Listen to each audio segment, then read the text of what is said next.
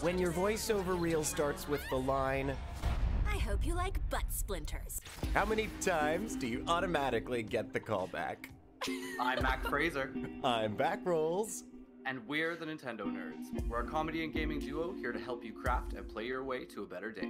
We met in the not-too-distant past during some spirited online Mario Kart play and discovered that we share a love for art, gaming, and all things Nintendo. And we want to share our nerdy knowledge with you. So stick around, because in today's video, we're here to talk with Erin Ash, professional voiceover artist.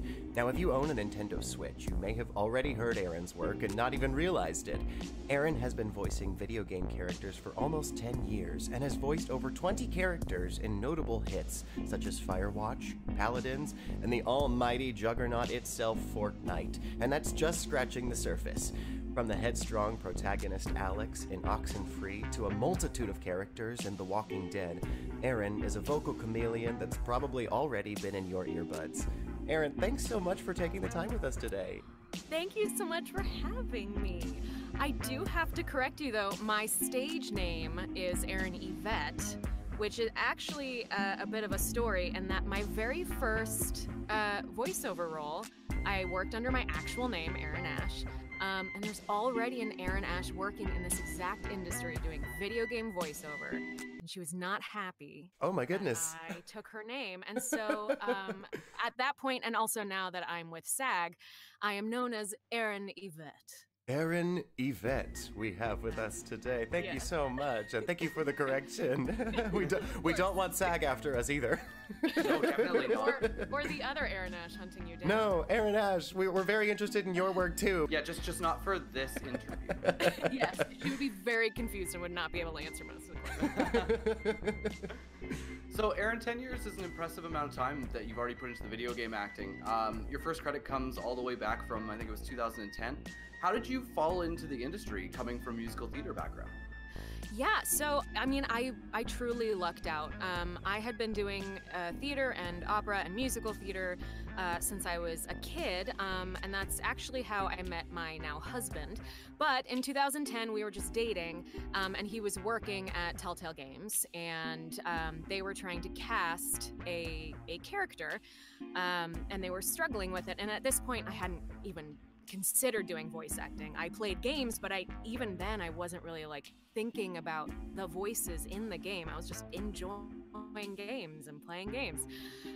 But my boyfriend at the time came to me and he's like, I think you would be really good in this role. I know you don't do voice acting, but if I got you the audition script, would you want to audition? I said, yeah, sure, whatever. I'll give it a shot. And so he snuck the script to me and I recorded it on like that really old school like stick mic that would come with like your gateway PC. Yeah.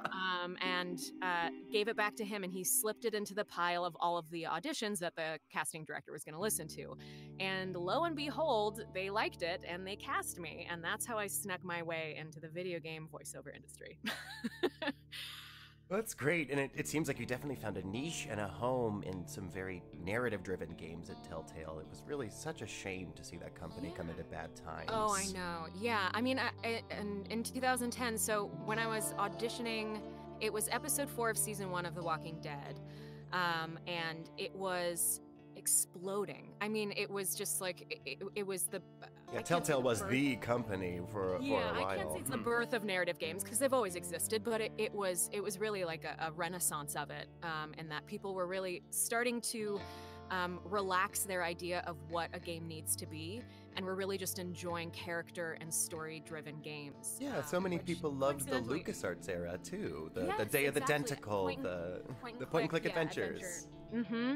Yeah, which is also was prior to The Walking Dead kind of Telltale's bread and butter.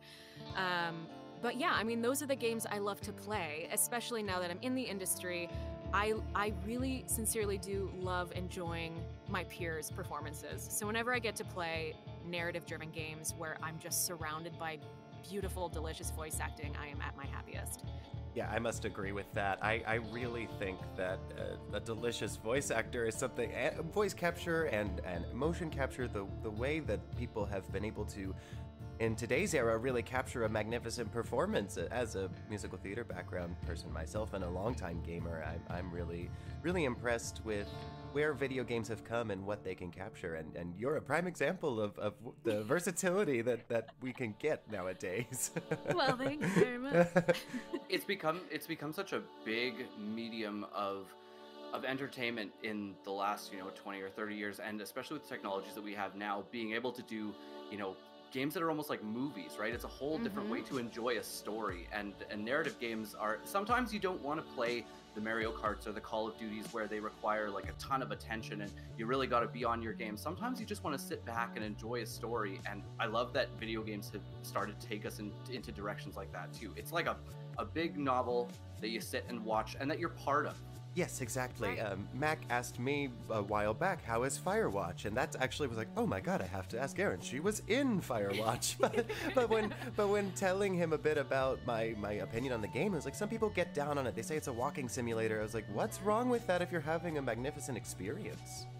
Yes, I completely agree. I mean, when I started playing video games, I was a kid, and I played like those educational video games like Math Blasters and like Mavis Putt Putt and Beacon. Pajamas. Yeah, Yes. just like all the jumpstart games, just like literally learning through video games. And then I got into like PlayStation 2 games like Karaoke Revolution and like DDR and very like active, involved. And then I got into kind of what we would call like or your basic arcade games, like racing games, and then shooters. And I realized, while I loved games, I am not great at shooters, and I get very anxious when I play games like first-person shooters. I get very overwhelmed and panicky, and everyone knows that when you panic while playing a video game, you don't do so well. So it was such a delight to not only be involved in, but also see this explosion of games that I love to play, which are ones that are really just there for you to feel like you are part of this person's story and their narrative, and you get a say in it. And it makes those characters feel so much more relatable, because sometimes you feel like you are that person, or you understand their choices because you are helping inform them. And I just think it's a really exciting place that video games have gone, and now even more so seeing live action dip into it with things like Bandersnatch, with the like live action storytelling On also Netflix, being interactive. yes. Mm-hmm. Yes, yeah, and how cool that is, because that's opening it up to a whole slew of audience that would have otherwise, skipped over. You say video game and a lot of people just roll their eyes and they immediately disconnect. But you give them something live action and it's a lot more palatable. All of this to say how cool that is as an actor to see all of this happening, because while first-person shooters are delightful to be involved in as a voice actor, there is something so amazing about being in a narrative game that just has pages upon pages of script and monologues and back and forth and scenes with each other that really get meatier than you really ever think games could go. And coming from theater, where you would get the script months in advance and do all this character work and everything, being able to hop in the booth and see the script for the first time, but also have this really deep and rich character that you kind of have to sort out in a matter of minutes is thrilling. Well, and it must be so fulfilling to see the end products come together and think, you know what, like I helped bring this universe or this story together. This, like I was part of this. Totally. Yeah, especially in narrative games where it's branching. So you know that you recorded 3 different versions. And then you're sitting on the couch watching someone play and they pick one. You're like, oh man, I liked the other version better. Like you remember recording the other line and you're like, oh, I thought the other one was funnier. But yeah, okay, this is your version of that character. That's fine. So, after lots of experience at Telltale, you came into a huge opportunity at Night School Studio to voice the protagonist of the game Oxenfree. In the same year, you were one of the voices of the angry teenagers in Firewatch, like we were talking about before. And to take on a role like Alex in Oxenfree must have just been enormous. The game has multiple playthroughs, multiple endings, and almost everything along the way comes in with a dialogue choice. Was it months and months in front of a microphone for you for a game like Oxenfree?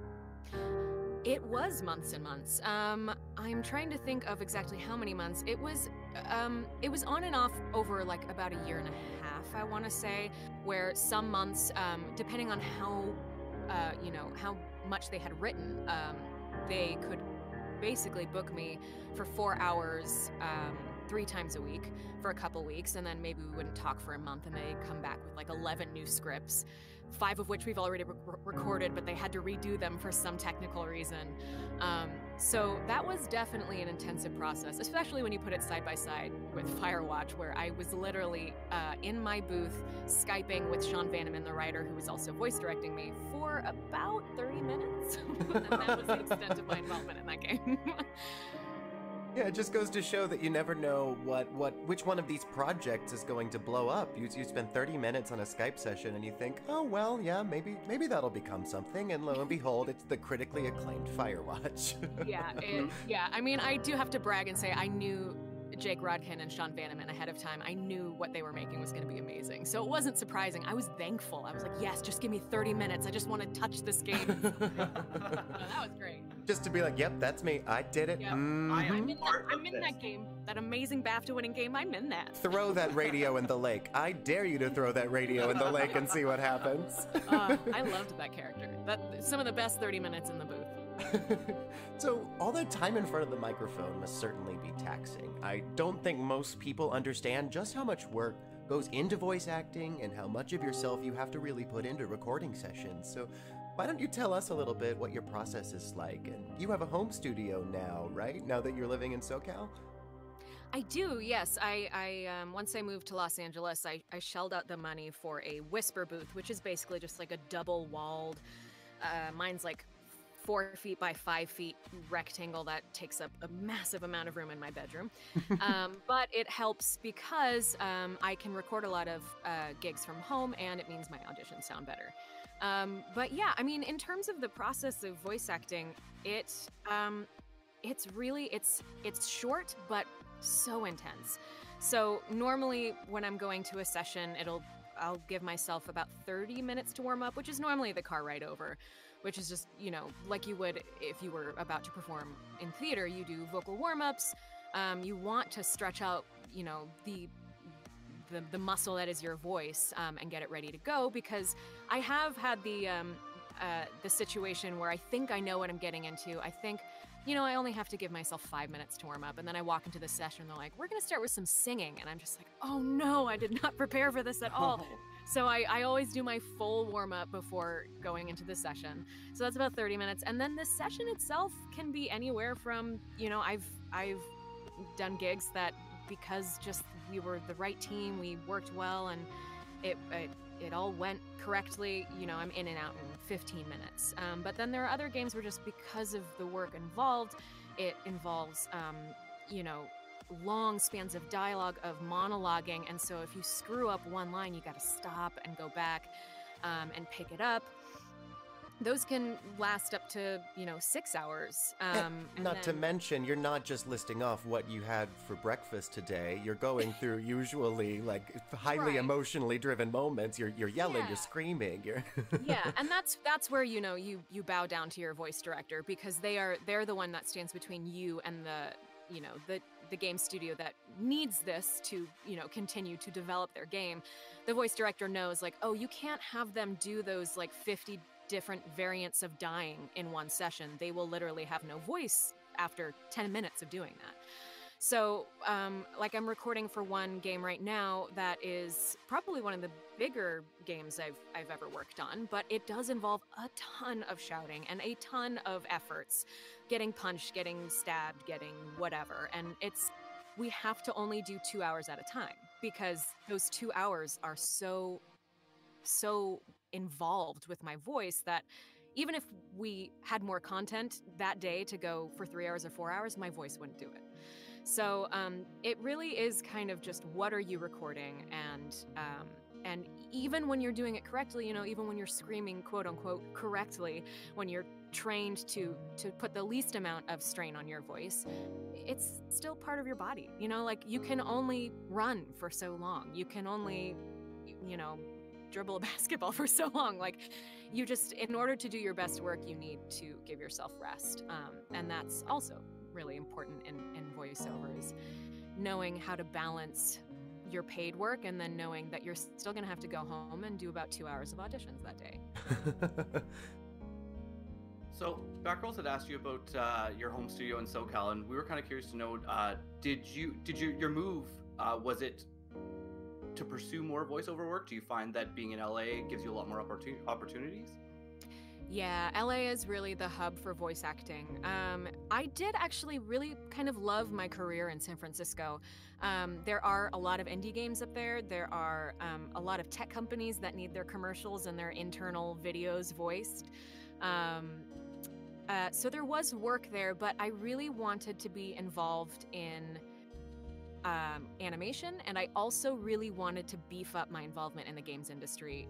And sadly, the studios in LA, both animation and, AAA gaming, don't really want to cast outside of LA because they want you there in person. They want to call you in for a callback and see you there and work with you and shake your hand and know that they're going to enjoy, recording you for 8 months or however long on the motion capture stage. So I knew that I had to move my body from San Francisco to LA if I wanted to take that next step in my career. And I'm almost done with my second year here, and it has been everything and more. It really paid off, I think, career-wise, and I'm really happy. I like LA a lot more than I expected. I think it helps being in the voiceover industry where everyone takes rejection a little less personally. So in terms of being in the, everyone you meet, it's true, everyone you meet is in the industry. Like your barista is writing a screenplay, whatever.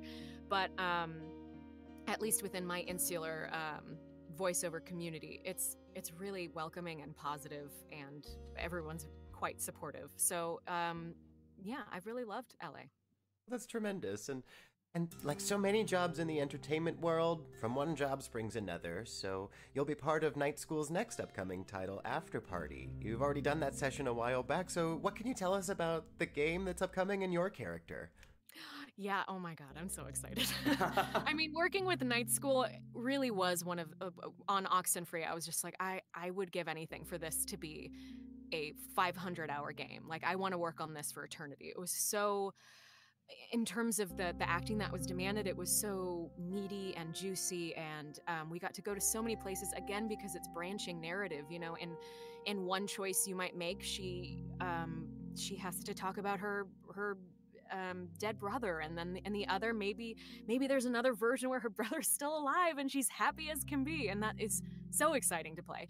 So when they said they're making another game, I said, yes, please, can I also be involved in that? And they were like, we'll think about it. No, I'm just kidding. They said yes. That's pretty hard to get. Yeah, I know, right? Yeah, we'll see how well Oxenfree sells. Yes, it was great.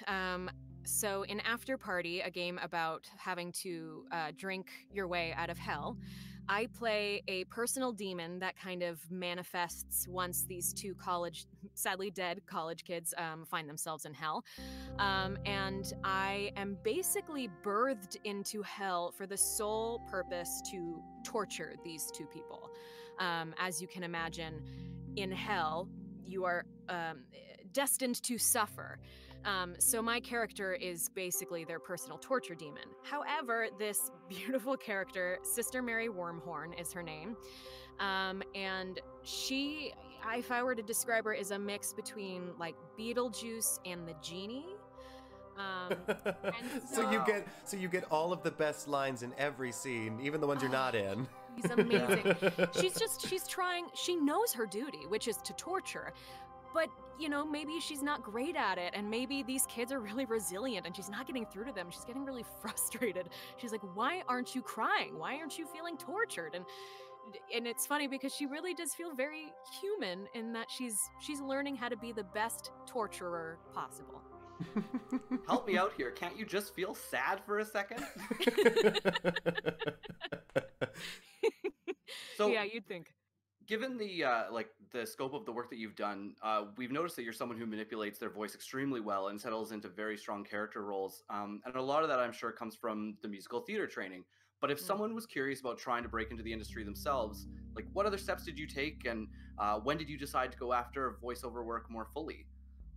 Yeah, so I mean, I guess I would start by saying in terms of range of voices, that really is not priority. My first couple years in the industry, I basically just did slight tweaks of me, of this beautiful sound you're hearing right now. Well, and it's so funny you say that because, sorry, as a side note, the way we know each other is because we had one night on stage in Avenue Q together. Did we really only get one night together? Only one night, because there was this weird thing where Avenue Q, they had two casts to cover each other. So we had one performance together where I got to see Erin play the auxiliary puppeteer. And if you know that show, she gets to play like 16 characters in 90 minutes.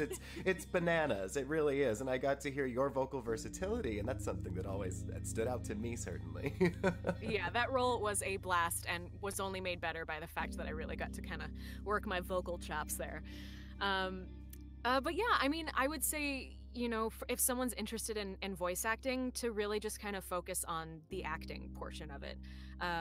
I would say it's easier for someone who is already training or working as an actor to then experiment in voice acting than for someone who likes to do voices or do like, you know, podcast, like someone who just like has a nice voice and likes to talk. I think it's a harder transition to get into voice acting because learning how to act is a whole beast of its own, and it takes a lot of time and a lot of vulnerability to explore. You got a couple hours crying in a black box floor, feeling vulnerable Right. before before you're able to translate that to a video game. Exactly. Like, I imagine. Do either of you guys watch Barry, the HBO show Barry with Bill Hader? I don't personally. No. Okay, so, well, the short of it is it's an assassin who realizes his calling in life should actually be that he wants to be an actor, not an assassin. And it's played by Bill Hader, and he's fantastic. And it's just like you're watching someone who really knows absolutely nothing about acting try to act. And it's like, that is a really hard barrier to break through, to allow yourself to show emotion, to allow yourself to break down, all while still feeling like you're in control. It's a really tricky thing to navigate, especially for the first time. So anyways, all that to say, if you're interested in voice acting, really spend all of your time, I think, exploring acting in its various forms. And then, I mean, passively, things you can do to help is just to kind of like perk your ears a little bit. Listen to radio commercials. Don't change channels. When you're watching TV, don't mute the TV or walk away. Watch that commercial and listen to it and figure out, you know, like why did this ad company decide they wanted this type of voice? Why did they think this was effective? What are the trends right now? What's in? Like, I really lucked out when I got into voice acting because the commercial trend for the past couple of years has been very grounded, very young and hip. They want to sound like we're not even trying to sell you on something. Like I did a national Toyota commercial, and the direction for the tagline that I read was, it's Toyota, let's go places. And the direction was, say it like you don't want them to go places. Say it like you don't even care if they go places. So it's very much this, like, we're not in the era of like smooth talking trailer voice guys anymore. It's so much more than that. So listen to animated TV shows and listen to the type of acting that's in there. Like, it's not all Powerpuff Girls and Jimmy Neutron where it's true. That's what I would call like true animated voices. Yeah, not everything's on Disney Channel, kind of. Exactly. You know, like now we have Steven's Universe and we have We Bare Bears, and it's Exactly, just like, yes. these are really grounded performances, and a lot of them are people just doing their voices acting. And so I would recommend, if anyone wants to get into this industry, to consume the media, pay attention to the media, and work as an actor. Well, and I think that's a perfect segue for our next question. A little bit of serious and a little bit of silly. So I think your intention of the acting comes first is showing off in your work. You are now voicing full protagonists, and you're venturing into not just video games, but full-length feature work. You recently provided the voice of adult Chiyoko in the new English dub of Millennium Actress by the late, great Satoshi Kon.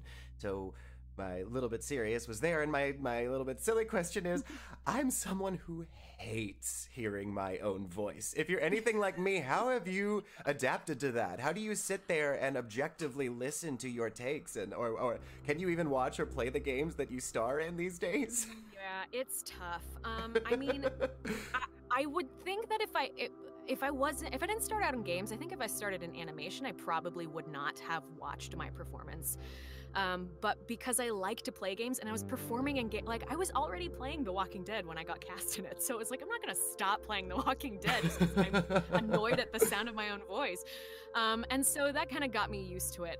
It is a little cringy. I mean, it's like listening to your voicemail outgoing recording where you're just like, God, why do I sound like a child? Or like you pick apart everything, but you turn to the person next to you and they don't hear that. You know, like I think by listening to your own performance and talking to people about it, you get a better objective handle on what you actually sound like. If you avoid listening to your own performance, you're gonna have a really hard time, you know, being able to make changes to your voice, knowing what it sounds like. I would imagine it's kind of like if you've never made a face in the mirror, how do you know what that face looks like? Mm-hmm. Are you able to separate yourself from like as the person behind the voices in the games that you play that you've been a part of? Are you able to see the character for who they are as opposed to that's my voice behind the facade? No, I think I'm always there. You're always thinking about the take. I'm always glaring at myself. Yeah, I think because I was there for all of it. You know, like I know the entire trajectory that this character is gonna go through. I know that if you pick that dialogue choice, she's gonna chew you out. You know, like I know she's gonna hit Alfred right in the face. And he's gonna remember that. Yeah, I mean, I don't necessarily think it's a bad thing. I think it means that I'm a piece of that character and that, you know, their history is now my history. But it does mean, you know, like when I would play a Telltale game, I was absolutely biased about what choices I made because I knew that if I clicked this, I'd get to hear my own monologue, and I was really curious which take they chose, and I wanted to know. So who inspires your work? Like not just voice actors, but we like to ask everyone that we talk to, like artists that inspire you to create and play, and then further to that, what games are you playing these days? Yeah, so I would say, in terms of close role models, someone who's actually in the voiceover industry doing video games, I would say I love Ashley Birch so much. And it's weird because as a teen, I would watch her Hey Ash, What You Playin' YouTube series, which was like 2007, 2008. And now we work together and we have the same agent. And it's really bizarre because I think she's talented as hell. And she's also just a really great person. Like she just released a Twitter thread about what it's like dealing with anxiety in this industry, which is something I struggle with as well. And she's just very transparent and warm, which, you know, in terms of the acting industry, when you meet someone like that, they're just a magnet. And every time I play a game she's in, like she's Aloy in Horizon Zero Dawn. Oh, wonderful performance. Yes, oh, wow. she's fantastic. She's a great person and a great talent. So in terms of, you know, people I'm closest to, I'd say I greatly look up to her. But looking into my history of people who have inspired me, I have to say Weird Al is, he has been with me since the beginning. Let's say that. I love it. He's the one who first taught me, like when I went through a very like shy phase. And he, just his music, listening to him as a kid, he kind of just gave you permission to be weird and wacky and to explore those goofy impulses rather than hide them and hide away. So he's always kind of in the back of my mind as someone who I think greatly shaped my ability to be a performer in general and allow myself to be vulnerable in front of people. And beyond that, I would say my influences, I don't know if this is selfish or not, but people who influence me, it comes and goes. I have like phases of people who influence me where I will be obsessed with them and feel like they are feeding me creatively so intensely for this period of time. And then depending on what I need at that moment or what my work is demanding of me or who I see in a movie or what album I listen to next, it shifts. So like I just played the new Wolfenstein game. Okay. And the two female protagonists in that, it's a co-op game, and you play as the two sisters.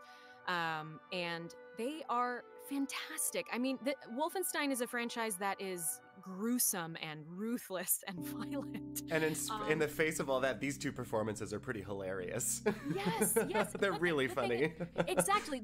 They're supportive of each other, like sisters, like friends, and they're also kind of dumb and kind of goofy, but also still ruthless and violent. And I love to see women in video games that are all these things and more, that aren't just, you know, complexities. Damsel in distress or whatever, exactly. as video games started out to be. Yeah, we have a lot Please of fetch me binary this women. potion. That's all I need is this potion. You have the woman that needs to be saved, or you are the woman who couldn't possibly have feelings because she's so badass, you know, like, and finding those in-betweens is so inspiring to me. Yeah, that, and like, I just went through a Lizzo phase, of course. Someone who creates to just kind of shout from the rooftops what they're feeling at the moment about her body and her pain and about sex, and you can't, you know, categorize her. Yeah, and then actually just this morning I was reading something about Jonah Hill, and about how he interviewed a bunch of people for a zine, because zines still exist, having really like frank discussions about self-love and confidence and you know, how to love the old version of yourself that when you look at you cringe, versus also still loving yourself as you are right now. And that was interesting when I was also preparing for this podcast, because I do feel like my first couple of gigs as a voice actor, I just had imposter syndrome up the ass. I was just so, I felt because I booked a gig without, you know, taking any classes or anything, I felt like I snuck in there and I was just gonna get thrown This out. is ridiculous. What am I doing here? I'm in the wrong story. Exactly. Like the third game I was involved in, Tales from the Borderlands, I was in sessions with Troy Baker and Laura Bailey, who are like the juggernauts of video game voice acting. It's like saying, you know, like I think I want to be a basketball player, and someone's like, oh cool, you want to toss the ball around with Steph Curry? Oh Jesus, I don't know. And so I mean I eventually then started taking classes so that those anxieties lived in class and I could fail in class rather than feeling like I'm failing at my paid work. But I mean, it's really nice to read with Jonah Hill's stories about, you know, other celebrities who felt like, you know, they became famous as teens or whatever, and they're just like, yeah, I look back at that version of me and I think, I can't believe people put up with me. But it's possible to appreciate those experiences and know that they informed you to make you the performer that you are today. You know, like, I don't know if I had, you know, biffed that line in front of Troy Baker, and then, you know, soldiered on, if I would have the same confidence in the booth that I do now. So, thank you, Jonah Hill, for allowing me to embrace my mistakes. Well, I think it's really cool that you talked about how your influences, like, over time will change, and that, you know, kind of based on where you are and what roles you're playing, that you kind of gravitate towards different people. I agree. I'm someone who believes in of sometimes, you know what, we have people come into our lives or friends come into our lives and they're meant to teach us something, but they might not be meant to stay. And so, you know what, you might find that you gravitate away from these people, or they may come back to you later on down the road. But that kind of sounds like what you do with your voice acting, and the people that you look up to, is that, you know, you pull influences from different people for the things that you need right now. And you may come back to them later, you may not. Yeah, absolutely. So that's really cool. That really resonates. Oh, absolutely. It's such a gift to also then later on, like, well, who's this musician? I don't really remember listening to them, and revisiting an artist you were obsessed with for 1 month 4 years ago. And you're like, oh, it's like a rebirth. I feel the need to go out and record or paint again. Like that's it just feeds the beast. Yes, absolutely. I just went through that with Ella Fitzgerald, who I listened to nonstop for a period of a year, like 3 years ago, because she just she expresses so much without doing anything. Like, for me, at least in terms of like vocally learning from her. Yeah, you want to talk about jazz minimalism and speaking so much with so yes, little. she Absolutely. Just you feel so much tenderness and longing. She conveys so much without, you know, putting it on or it feeling like she's, you know, acting the song. It just you feel it come from her. And I just recently heard her Summertime again, and I'm just like on repeat, you know, like I've heard this song a billion times, but just listening to it makes me feel so warm and so happy and like anything's possible. So yeah, I agree.